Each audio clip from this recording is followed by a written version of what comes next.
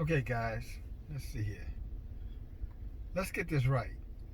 Now, I just heard the president, not a few minutes ago, said that he's declaring a national emergency, and that national emergency is due to the coronavirus. And what he's going to do is that he's going to, let me see if I could note it down. Emergency Operations Services. And these services are going to include, but not all inclusive, of giving the hospital emergency plan autonomy to get ready for the virus. He's going to give the Homeland Security all power and authority to do whatever they need to do. The Department of Homeland Security, whatever they need to do to be prepared for the virus. So the question is, we should be asking ourselves, wait a minute. So I thought the virus was like the flu. And if the virus is like the flu, then why don't we have this kind of national emergency declaration by the president every single year, since it's just like the flu? And you still have people running around, oh, it's a hoax. They just using scare tactics. As far as I'm concerned, forget about them. I'll see you. Your answer to them is, I'll see you on the other side if you make it. That should be your response to them. I'll see you on the other side if you make it. But for all of us who can think just a little critically, for those of us, I shouldn't say all of us, for those of us who can think a little critically, ask yourself the question: why would a city like New Orleans, for example, suspend today all schools, public schools in the city, all schools in the city for the next 30 days? All schools for the next 30 days have been suspended in the state of Louisiana, I believe. So you're suspending all schools because nothing is going to happen? Or you're suspending them because something might happen? Or you're suspending them because you absolutely know something is going to happen? Because otherwise, it makes no sense to do it. Why would you do something if you're not even sure it's going to happen? Why would you react that way? And you're saying, well, to be careful. What do you mean to be careful? Be careful about what? Since you don't believe that this is serious. So my question to those who are saying to be careful about what? Well, just in case. Okay, thank you. Just admit it. Just say it, because something is bound to happen. That's why they're making those crucial decisions. Canceling every function there is, that we would all consider the core culture of the country in terms of things that we do for leisure. All those things are canceled. So if you're canceling all the leisure things, then it's almost like saying, look, we got serious days ahead. We got some difficult days ahead. And we don't have time for playing around. But why? I thought it was just like the flu. Why? Aren't you going to get over it in 3 or 4 days? Take you some cold medicine, get you some cough medicine, some warm tea, hot toddy. No, because they absolutely know. And again, if the president of the United States is declaring, an emergency, and he's saying, I'm going to release billions and billions of dollars so that we can be prepared for those who are affected by the virus. What else do we need him to say, guys, to get us all to understand this is serious? I've never seen anything like this in my lifetime. You've never seen anything like this in your lifetimes.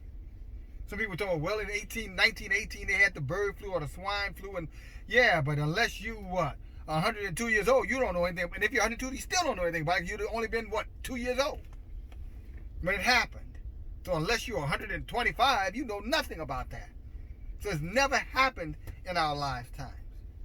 It didn't happen in most of our parents, some of our grandparents' lifetime. Something like this. And you think that would be enough to get everybody saying, well, what is going on? This is something different. But they're not. They're like, well, they're closing the school down and they cancel the NBA. Can you believe that? And they cancel the festival. Can you believe that? And all the restaurants and hotels, now all their people are canceling their reservations. Can you believe that? Man, that's something. Seriously? That's the response. That's your response. When your response should be, oh crap, something is about to happen. My goodness, what are we going to do? What's the plan here, guys? But no, it's guess what, guys? Guess what, again, it's almost like, they've trained many of us to be just little idiots. Little idiots. Idiot just can't figure his way, out of a goddamn bathtub. That's an idiot. And most of the response that you hear from a lot of people, I mean, even to the point where they're buying up toilet tissue. Like, I don't know if I get that. I get water, I get canned goods, I get medical supplies, I get sanitizers, but I don't. Well, you need toilet paper. Yeah, you do need toilet paper, but I don't know. You do need toilet paper, so I guess maybe I need to take a chill pill on that one, right? But my point is, guys, this is way more than they're letting on to be. And think about it, with just that little information that they shared, which is enough information. If you listen to what the president said, he's telling you, get ready, because we're going to have all these services ready for when y'all start coming. So y'all need to get ready to come, and we're going to be ready when you get here, is what he's really saying about this virus and how it's going to affect you and your loved ones and the people that you know. The layoffs that are going to come. We talked about this years ago, saving up money, saving up goods, because the layoffs were coming. And most people just blew it off. No big deal. Well, they're about to happen now. And there's nothing you can do if you hadn't already prepared yourself.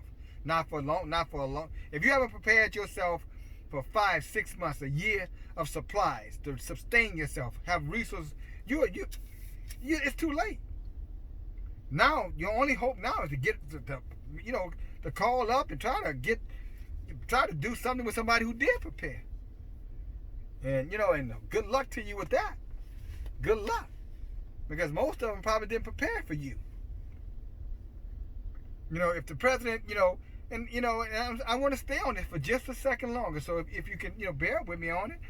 If the president is saying these things, the only other thing he can say to get us to understand what's happening is, guys, get ready. Oh, hell is about to break out in these cities, and there's going to be a lot of people going to die by the thousands and tens of thousands, maybe by the millions. Now, he can't say that, because just a little bit he said it's excuse me, it's causing people to panic. So what if he was to say what he really is thinking? Go back and look at Trump's interview on I think that's the White House lawn, and listen how he sounds. He sounds very, very, very unsure of himself. And if you've really been watching President Trump, you would have to acknowledge that, wow, this is the first time this guy doesn't seem so, puffed up.